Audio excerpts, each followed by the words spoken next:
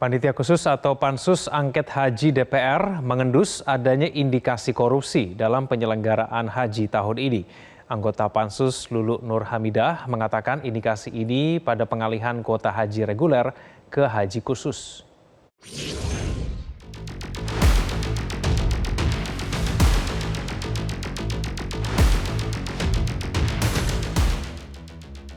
Panitia khusus atau Pansus Angket Pengawasan Haji DPR menilai penyelenggaraan ibadah haji yang dilaksanakan pemerintah tahun ini menjadi puncak gunung es pengelolaan ibadah haji yang semrawut. Salah satunya adalah ditemukannya indikasi korupsi dalam pengalihan kuota haji reguler ke haji khusus. Ya, kita surprise karena kita pikir ini semata-mata karena soal mungkin ego sektoral Kemenak lah yang menafsir undang-undang secara sepihak. Itu berbeda gitu, dan tapi menurut kami itu jelas pelanggaran, tapi ternyata juga ada hal lain yang lebih serius dari sekedar pengalihan kuota, yaitu adanya indikasi korupsi. Nah, tentu ini akan menjadi salah satu bahan yang akan kita dalami dan kita selidikin. Wakil Presiden Ma'ruf Amin mempersilahkan Pansus Haji DPR untuk menginvestigasi berbagai permasalahan yang ditemukan dalam penyelenggaraan ibadah haji 2024. Wapres menekankan sudah menjadi tugas DPR untuk bertindak lebih jauh jika menemukan ada yang tidak beres. Pengawas haji itu DPR, ya saya kira itu menjadi kewenangan DPR. Kalau ketika DPR merasa perlu untuk melakukan investigasi, ya saya kira menjadi kewenangan DPR. Nah, kalau itu diperlukan, itu saya kira menurut saya nggak masalah, memang kewenangan DPR untuk melakukan hasil pengawasannya. Untuk pengawasan itu kemudian memerlukan ada investigasi. Sementara itu Menteri Agama Yakut Khalil Qomas tidak mempermasalahkan pembentukan Pansus Hak Angket Haji DPR. Menak memastikan akan mengikuti proses yang ada di DPR dan akan menjelaskan proses pelaksanaan haji termasuk terkait penambahan kuota jemaah haji. Gus Yakut meyakini penyelenggaraan haji tahun ini lebih baik dibandingkan tahun lalu dan berjalan lancar. Kita ikuti saja, itu kan proses yang dijamin oleh konstitusi kan, itu sudah kita ikuti, ya. Jadi nanti apa aja nih Pak nanti mau disiapin kalau ya, nanti pas? Ya nggak tahu, semua proses kita akan laporkan kan, proses mulai dari persiapan sampai pelaksanaan ibadah haji kita akan sampaikan apa adanya. Dan ini kuotanya ditambah tapi space-nya tetap tidak diberikan tambahan, jadi itu konsekuensi logis. Namun ini tentu butuh evaluasi bersama untuk dilakukan perbaikan. Ya, kita sudah minta juga pemerintah Saudi bagaimana supaya memberikan space yang lebih itulah. Pansus Angket Haji dibentuk karena DPR menemukan adanya indikasi kuota tambahan di tengah adanya penyalahgunaan oleh pemerintah. DPR juga menyoroti layanan Armuzna yang masih belum ada perubahan karena kesepakatan yang tidak sempurna, yaitu over capacity baik tenda maupun toilet. Masalah pemondokan dan toilet ini dianggap krusial mengingat biaya yang diserahkan jemaah untuk pelaksanaan ibadah haji tahun ini bertambah menyesuaikan tambahan jemaah terkait pemondokan, catering, dan transportasi.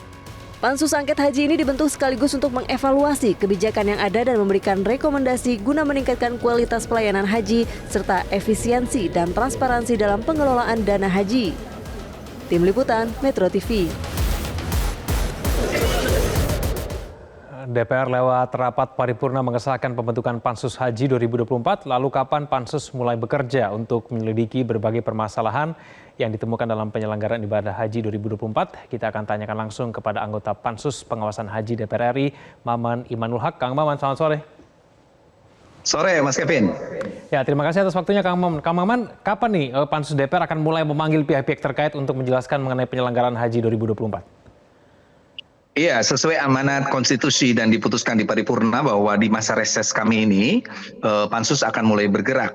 Tetapi khusus di Komisi 8, anggota-anggota Pansus sudah mulai mencari data, fakta, dan lain sebagainya. Misalnya kemarin kita melakukan rapat dengan BPKH dan kita menemukan ada beberapa indikasi di mana permintaan dari Dirjen dari Kementerian Agama untuk beberapa dana yang dibutuhkan itu ternyata tidak sesuai dengan kesepakatan yang disetujui oleh DPR RI dan Kemenag. Padahal dalam undang-undangnya jelas bahwa anggaran yang dikeluarkan oleh BPKH sesuai permintaan dari Kemenag adalah anggaran yang disetujui dalam rapat kerja antara DPR RI dengan Kemenag. Lalu beberapa anggota Pansus pun sudah mulai melakukan kajian-kajian terutama di beberapa asrama haji. Misalnya ada beberapa anggota Pansus sudah mulai memberikan informasi seperti di embarkasi Solo, di mana ada seorang jamaah yang dianggap punya istitoah, tetapi ternyata ketika diperiksa oleh dokter di asrama haji di Solo, dia ternyata tidak memenuhi syarat istitoah kesehatan. Jadi sebenarnya Pansus sudah mulai bekerja, tetapi terus kita melakukan dulu pengumpulan data-data fakta dan sebagainya. Kebetulan saya adalah anggota Panja Haji secara berturut-turut hampir 2 periode saya di DPR RI, sehingga masukan dari tahun ke tahun itu menjadi catatan-catatan penting bahwa di setiap periode haji selalu ada aja kekurangan dan lain sebagainya. Itu menjadi catatan karena goal dari Pansus Haji adalah perbaikan dari penyelenggaraan haji, pelayanan terbaik untuk para jamaah haji Indonesia. Ya, Kang Maman, dari temuan awal dari anggota Pansus Haji DPR RI ini siapa yang kemudian berwenang untuk mengalihkan kuota haji itu, Kang Maman? Ya, tentu kita tahu bahwa kuota haji itu sudah ada dalam undang-undang. Undang-Undang Nomor 8 2019 memberikan kepada kita sebuah guidance bahwa ada haji reguler, ada haji khusus, dan itu sudah presentasi yang jelas.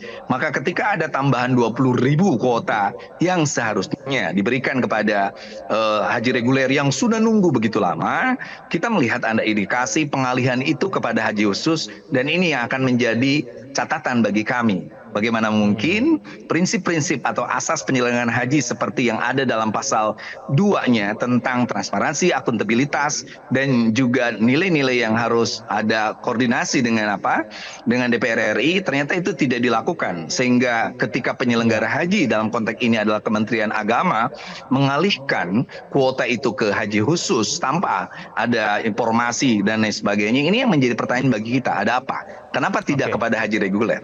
Itu pertanyaan yang akan menjadi catatan penting kita dalam Pansus ini. Kang Maman, apakah Biro Travel Haji menjadi pihak yang paling diuntungkan ketika kemudian mendapatkan pengalihan kuota haji itu ke haji khusus, Kang Maman? Iya, tentu ada yang diuntungkan. Yang diuntungkan tentu adalah orang yang memberikan kuota itu. Yang kedua adalah orang yang mendapatkan kuota itu.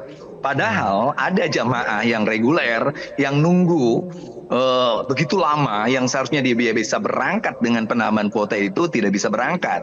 Padahal kalau mau terbuka, misalnya Kementerian Agama bilang saja ini ada tambahan kuota, silakan yang mau reguler yang mau berangkat, asal dananya ada dan lain sebagainya, tentu mereka akan berebut juga. Tetapi kan undang-undang menyatakan itu tidak perlu ada dana tambahan. Siapapun yang dengan 20.000 itu mendapatkan ketentuan untuk bisa berangkat, makanya harusnya berangkat menjadi tamu-tamu Allah. Makanya pada poin tertentu dalam Pansus Haji kita mendapatkan catatan bahwa ada orang-orang yang sebenarnya tidak terlalu penting atau tidak berhak untuk berangkat, tapi bisa berangkat.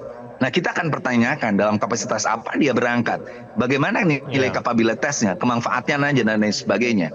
Maka nilai transparansi dan akuntabilitas dalam penyelenggaraan haji inilah yang akan disasar oleh Pansus Haji ini. Kang Maman, terakhir ada yang berpendapat dan menduga bahwa pengalihan haji reguler ke haji khusus itu ada erat kaitannya dengan muatan politik, Kang Maman. Tanggapan Anda?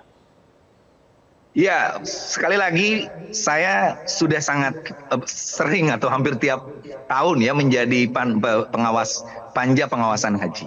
Dan berkali-kali kita mengatakan bahwa ini kita melakukan temuan-temuan, bahkan ada suara-suara, ada masukan-masukan, tetapi kita ingin menegaskan sebenarnya apa akar persoalannya.